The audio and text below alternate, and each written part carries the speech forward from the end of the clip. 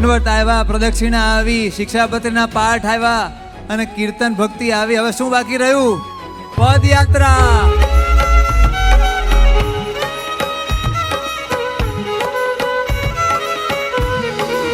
એ રાખો રાખો, લ્યો અમે આવી ગયા. રાજી, આ શિબિર પછી પણ આ વર્ષે ખૂબ જ દંડવત, પ્રદક્ષિણા, પદયાત્રા અને ધૂન કીર્તન ચાલુ રાખજો. બોલો, રાખશો? જરૂર. આટલું અમારું માનશો તો અમે અતિ રાજી.